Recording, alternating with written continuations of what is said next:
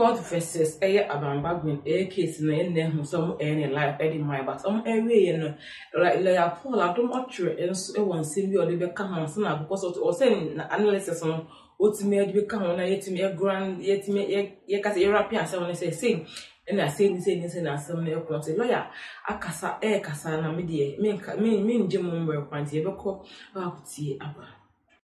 book, and the book is 77, actually 80 or so, but we call it the 77 stories that defined Ghana's Fourth Republic. So this story is story 21. It's about Professor Mills, Kofi Kumsin, the former Chronicle, the founder of the Ghanaian Chronicle and the publisher, the former editor, Kofi Kumsin and my good self. So let's see what the story is very quickly. Story 21. Election 2000 brings about Ghana's first presidential debate. So those who are talking about presidential debate, our first presidential debate was election 2000. Let's see the story. And this is in story 21 in our book. Even though Ghanaians and Americans have traditionally voted in the same year, in 1992 and in 1996, it was only in election 2000 that the real similarity in Ghanaian and American election timetable became obvious to Ghanaians. This realization was occasioned by the launch of the American media giant cable news network CNN sometime in 1997 on the platform of MultiChoice, a South African satellite broadcaster. Since its launch, Ghanaians could watch live news from the United States on a daily basis and even hourly basis.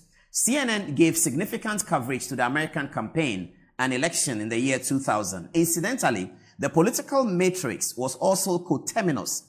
Whilst the Democratic Party's incumbent president, Bill Clinton, was exiting on account of a term limit, the NDC of similar political philosophy as the Democrats, that's in brackets, the NDC's incumbent president, J.J. Rawlings, was exiting by the same reason of term limit. Vice President Al Gore had become the presidential candidate of the Democratic Party, just as Vice President Professor Mills had become the presidential candidate of the ruling party. The similarities in the dynamics made CNN's political broadcast exceptionally relevant to the Ghanaian political terrain during the campaign of 2000. The live nature of the American election coverage also served to generate tremendous admiration from Ghanaians. Ghana had never in the history of the country organized or seen a presidential debate among competing presidential candidates. CNN's coverage of the debate excited the new generation of Ghanaians, namely politicians, journalists, key civil society actors. Pressure began to mount on the presidential candidates, the Electoral Commission, and the Ghana Journalists Association to think about how to organize a televised debate for all presidential candidates, akin to the American process. The president of the Ghana Journalists Association at the time, Gifty Afenyi-Dazi, was determined to find support to organize the first presidential debate. So it came to pass as no surprise when it was announced sometime in August that the Ghana Journalists Association was collaborating with Freedom Forum, an American foundation, to stage a live televised debate among all presidential candidates for year 2000. Debate momentum builds up as the ruling party, NDC, declines participation. And the viewers, this is the story. It's getting interesting, isn't it? NDC announced then in 2000 that they will not participate in the debate. Here's our account in the book. As the momentum for the debate built up, it became obvious that many Ghanaians were excited to see the ruling party's candidate, Vice President Mills, go toe-to-toe with opposition leaders, especially the MPP's John Kufuor, and the leader of the ruling party's breakaway group, the Reform Party's Guzi Tano. Now, this was a circumstance in those days, viewers. Guzi Tano had split from the NDC, had broken away from the NDC. He was a key member of the NDC. He was a very important member. He was thought to be the heir apparent to J.J. Rawlings, but somehow along the lines, he left the NDC to form his own party ahead of 2000 elections. Now, he had begun his campaign, and Ghanaians were waiting to see how Guzi Tano was. And I say, a broad analysis, a faster in seminar course over this week concerning the Speaker of Parliament and as Supreme Court, Chief Justice, talk on. I also know the one chance say you're gonna have Parliament any Juma me also choir since I'm not was so I can say. Respond to Professor Mills and Kufuor in the debate. Okay, let's move on. It soon became obvious that Professor Mills, his candidature, and his erstwhile announced resolve to consult his predecessor, J.J. Rawlings, by day and by night, will be the focus of the debates. Now, part of the reason why it was speculated that Professor Mills would not do the debates is that at that time he had just made a bullet bombshell statement. He said that becoming the NDC leader, he will rely on Rawlings morning, noon, and day. That story in whole is also covered in the book, the whole Congress, where Professor Mills said that. That's also covered in another story. But let's move on. So this was the issue. Everybody was waiting for Professor Mills to come to the debate, and then he can be questioned about that. Other candidates were hoping that they would take a swipe at Professor Mills on that, etc., etc. It continues. Political parties needed to confirm their participation in this debate, which was to be held barely a month before voting day on December 7th. Just before D-Day, the ruling party announced their decision to decline participation in the debate. The reason given was that candidate Professor Mills was very busy on the campaign trail and had to combine with attending to his official duties as vice president. The NDC position indicated that other candidates had the responsibility only to campaign for their parties, but Professor Mills was vice president with huge responsibilities and thus could not afford time to prepare for the debate and to show up. The NDC's absence from the debate was widely and heavily criticized. Some people expressed no surprise as they claimed that the decision to be absent from the debate was in keeping with the NDC's anti-democratic tendencies and the NDC's dislike for the principles of freedom of speech and accountability. Given the numbers of the candidates participating in the debate, the format could not have been like the American debate, which usually had only 2 participants. Thus, a workable format was agreed upon, wherein the entire process will last for 90 minutes, where each candidate would answer questions, originals and follow-ups, and also have 5 to 6 minutes to state their party's manifesto. The venue chosen for the debate was the International Conference Center, Accra, built a decade earlier, blah, blah, blah. We talk about the conference center. I was among the journalists selected to pose questions to the 6 presidential candidates and also to take turns introducing the various presidential candidates. Without the NDC's Professor Mills, all eyes were on John Agyekum Kufuor, the candidate of the biggest opposition party. Kufuor supporters were hoping that he, Kufuor, would use this platform to sufficiently denigrate the work of the NDC and to show that he was a president in waiting. Any honest assessment of the debates would have concluded that whilst Kufuor succeeded in presenting himself as the president in waiting, merely by his demeanor, candor, and appearance, his rhetoric seemed to lack the necessary punchlines to make it memorable. But Kufuor supporters were all the same delighted at the end of the debate because the NDC renegade, Guzi Tano, now with the Reform Party, was very articulate and heavily exposed the NDC in a manner that only an insider could. Thus, the desire that the ruling party be denigrated was manifestly achieved, not from Kufuor's rhetoric, but from Guzi Tano's charismatic presentation. Indeed, at the end of the 90 minutes, almost everyone who watched the televised event or listened to the radio broadcast came to the conclusion that Guzi Tano had won the debate. They also felt that PNC's Mahama had come a close second to Guzi, whilst some others felt Kufuor had placed third behind the 2 aforementioned. Ghanaians appeared to have a lot of satisfaction from seeing the first presidential televised debate. So that was the debate. Professor Mills didn't show up. But now here's the story. So as Professor Mills didn't show up for the debates, NDC was heavily criticized. And now Professor Mills decided that, okay, he's vice president, he's going to organize his own debate. This is the story. Ruling party candidate Vice President Mills organizes his own debate. Days after the Ghana Journalists Association and the Freedom Forum debate, Ghanaians began to mock the NDC. This was per the suggestion that they had run from a debate in which Professor Mills may have performed creditably had he attended, given what they had seen during the live event. Friends of Professor Mills, namely Kwame Ná-Ahoy, local government minister as he then was, Totobi Kwachi, national security minister as he then was, began to see the threats of an erosion of support for Professor Mills, based on what they had now termed his undemocratic and untransparent politics. Meetings were occasioned to formulate a strategy with potential to turn this around. After several meetings, broad analysis in seminar course over this week concerning the Speaker of Parliament and as Supreme Court, Chief Justice, talk on. I also on the on say you're gonna have Parliament any juma me uncle choir since I'm not so can say.